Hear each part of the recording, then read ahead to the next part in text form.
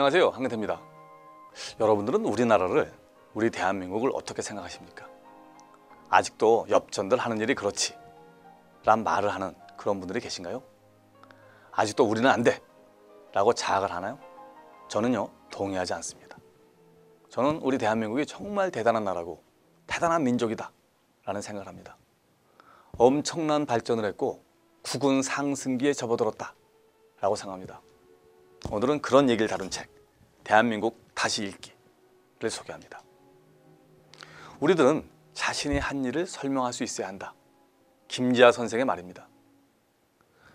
태국이란 나라를 볼 때마다 예전 우리가 생각납니다. 우리는 오래전에 졸업을 했죠. 우리는 아시아에서 가장 먼저 민주주의를 뿌리내렸습니다. 한국의 민주주의는 아시아 48개 국가 중 가장 앞서는 것으로 평가받고 있습니다. 1987년 민의에 의해 헌법을 개정했으며 97년 평화로운 정권 교체를 달성했습니다. 한국은 비록 작은 나라지만요, 동화시킬 수 없는 강력한 정체성을 가졌습니다. 우리만의 언어를 갖고 있습니다. 강력한 문화를 갖고 있습니다. 그래서 중국, 몽고, 만주, 일본 등이 한국을 침략해 성공을 거두는 것처럼 보였지만 모두 토해내고 말았습니다. 세계 1등부터 4등까지 모두 주변에 있습니다. 마치 격투기 랭킹 1위에서 4위까지의 강자들과 매일 몸을 부대끼면서 생활하는 그런 기분입니다. 아마 그래서 이렇게 발전했을 겁니다. 우리는 세계 시장을 평정한 제조 강국입니다. 1960년대 후진국이었던 나라 중 글로벌 기업을 배출하는 데 성공한 나라는 한국뿐입니다. 중국, 인도, 브라질, 멕시코 등에서는요, 글로벌 기업이 태동할 조짐은 보이나 아직 역부족입니다. 조선업의 경우요, 2003년부터 수주량, 건조량, 수주 잔량 등 모든 분야에서 1등입니다. 2009년 현재 세계 10대 조선소 중 10개 중 7개가 한국에 있습니다. 반도체 부분은 98년 이후 계속 1위를 하고 있습니다. 낸드 플래시는 시장 점유율 54%로 8분의 1입니다.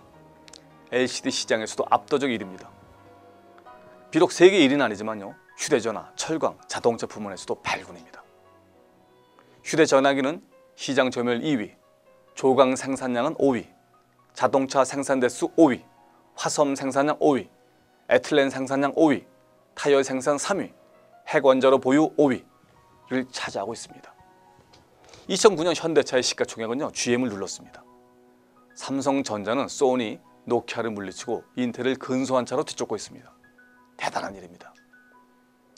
제가 유학한 80년대, 당시 유학생들의 꿈은요, 소니의 트라이나이트론 텔레비전을 갖는 겁니다. 지금은요, 한국 텔레비가 전 세계를 평정했습니다. 96년도 말에 삼성전자의 시가총액은요, 소니의 11분의 1이었습니다. 2002년부터 소니를 앞질렀습니다. 2009년 8월 소니를 2배 이상 앞지르고 있습니다. 2010년 1사분기 분기 이익은 일본 IT 기업 11개의 이익의 합액 2배에 이릅니다. 정말 믿을 수 없는 일이 벌어진 겁니다. 또 우리는 스포츠 강국입니다. 여러분, 76년도까지 우리는요, 올림픽에서 단 한 개의 금메달도 따지 못했습니다. 그러나 88년도 세계 4위를 차지합니다. 월드컵은 어떤가요? 54년에서 86년까지 본선에 진출하지 못했습니다. 하지만 86년 이후 7회 연속 월드컵에 진출했고 2002년도에는 4강까지 올라갔습니다. 한일 스포츠 역사를 보면요, 우리 발전을 극명하게 볼 수 있습니다. 원래 일본이 스포츠 강국입니다. 아세요? 올림픽에서 2차례나 세계 3위를 차지했습니다. 우리에게 추월 당하기 전인 84년도 LA 올림픽에서 5위를 차지했습니다. 우리보다 PGA, LPGA 수도에 훨씬 먼저 진출했죠. 무려 3번이나 올림픽을 개최했습니다. 64년 하계올림픽, 72년도 삿포로 동계올림픽, 98년도 나가노 동계올림픽을 개최했고 2002년도에 한국과 공동으로 월드컵을 치렀습니다. 하지만 88년 이후 2004년 아테네 올림픽을 제외하고는요, 단 한 차례도 우리 한국을 앞지르지 못했습니다.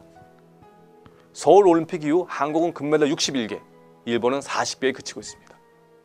여러분, 인구가 3배에 가깝고 돈도 훨씬 많은 일본이 우리에게 밀리는 것을 보면요, 정말 우리가 보통 민족이 아닙니다. 아주 독한 민족입니다.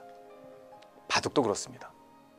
한국 바둑은요, 80년대 말까지 일본은 물론 중국에도 뒤졌습니다. 그래서 싹이 보이는, 싹수가 보이는 선수들은 다 일본으로 유학을 보냈습니다. 하지만 90년대 조은현과 이창호의 라인 가동 이후 단숨에 세계 정상에 올라 세계가 거꾸로 한국을 쫓고 있습니다. 한국은 3번의 도약을 이룹니다. 1980년 조치훈의 명인 쟁취가 그것입니다. 1989년 조훈현의 응창기 배 우승이 그겁니다. 3번째가 바로 이창호의 등장입니다.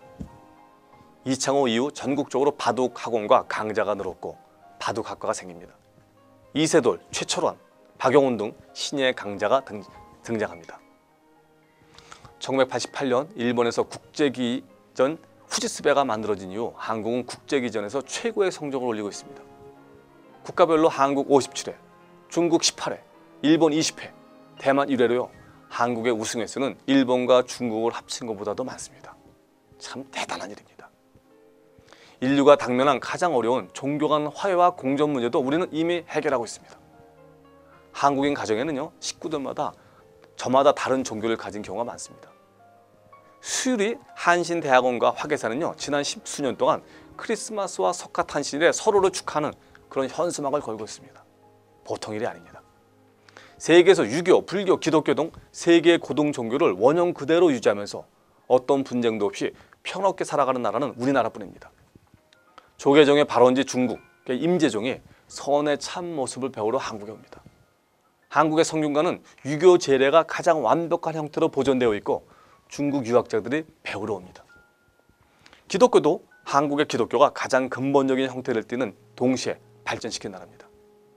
한국은 지난 2000년 역사 속에서 세계의 3개 종교를 수용한 나라입니다. 문명의 화해자로서 역할을 할 수 있습니다. 우리 성장의 제일 원동력은 표준화된 교육을 받은 양질의 인재입니다. 그만큼 한국은 교육에 목숨을 걸었습니다. 전 세계에서 사교육비를 가장 많이 씁니다. 얼마나 교육열이 뜨거우면 과외 금지 조치란 그런 규제까지 생겼겠습니까? 한국이 세계 어느 민족도 해낼 수 없었던 단기간의 경제 성장을 달성한 것은요, 교육열 외에 달리 설명할 길이 없습니다. 제사 때 벼슬이나 직합이 없으면 현고 학생 부곤신이 라는 것을 쓰는 것만 봐도 그렇습니다. 벼슬이 없는 사람은 언제나 학생이란 말이죠. 영화 두사부 일체와 가문의 영광을 보면 조직폭력배도 배워야 한다는 설정에서 출발합니다. 조참 모임과 최고 경영자 과정은 배우려는 CEO들로 넘쳐납니다. 흔히 똑똑하면 게으른데 한국인은 똑똑하면서도 부지런합니다. 서울은 세계 도시들 중 가장 발걸음이 빠르고 근무 시간도 깁니다. 골드만삭스는 2005년과 2009년 2번이나 2050년 한국이 미국의 뒤를 이어 세계 2위의 부자 나라가 될 것이라고 예측합니다. 장기 성장, 잠재력 지수라는 지표를 바탕으로 예측을 한 겁니다. 저는 분명 이루어질 것으로 믿습니다. 지금까지 한 것을 보면 허황된 일이 아닙니다. 그동안 우리는 우리 자신에 대해서 너무 야박한 평가를 했습니다. 이 책을 통해 우리를 새롭게 긍정적으로 바라보시길 권합니다. 고맙습니다.